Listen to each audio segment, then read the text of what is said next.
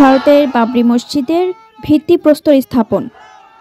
ভারতের উত্তরপ্রদেশের অযোধ্যায় বাবরি মসজিদ ধ্বংসের ৩৩ বছর পশ্চিমবঙ্গের মুর্শিদাবাদ জেলায় আজ বাবরি মসজিদের ভিত্তিপ্রস্তর স্থাপন করবেন তৃণমূল কংগ্রেস থেকে বহিষ্কৃত নেতা বিধায়ক হুমায়ুন কবির।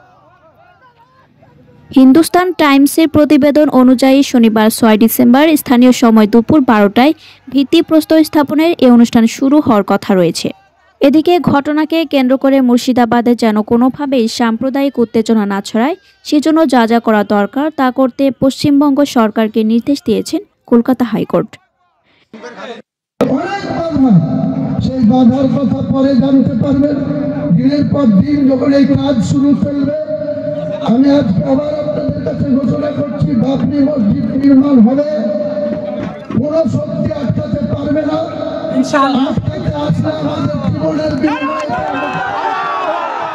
যারা ইসলাম মানেন তারা মসজিদ বানাবেন, হিন্দুরা মন্দির বানাবে, খ্রিস্ট ধর্ম যারা মানেন তারা গির্জা চার্চ বানাবেন, শিখ যারা তারা গুরুদ্বারা বানাবেন, এতে আপত্তি নেই, কিন্তু নামকরণে আপত্তি আছে।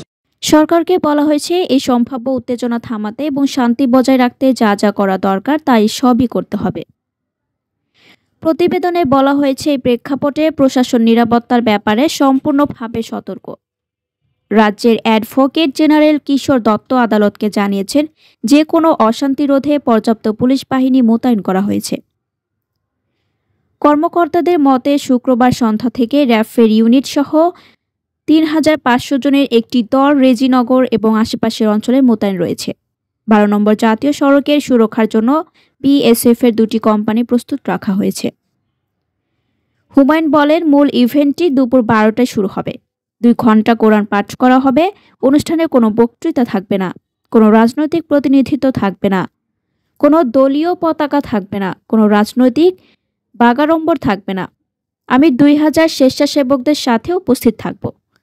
হুমায়ুন কবির বর্তমানে মুর্শিদাবাদের ভরতপুর আসন থেকে তৃণমূল কংগ্রেসের বিধায়ক। বাবরি মসজিদ নির্মাণের এই ঘোষণার পর উত্তপ্ত হয়ে উঠেছে পশ্চিমবঙ্গের রাজনীতি। দলীয় শৃঙ্খলা ভঙ্গের অভিযোগে এরই মধ্যে তাকে বহিষ্কার করেছে তৃণমূল কংগ্রেস। বহিষ্কারের খবর আগামী ২২ ডিসেম্বর নতুন রাজনৈতিক দল করার ঘোষণা দিয়েছেন তিনি।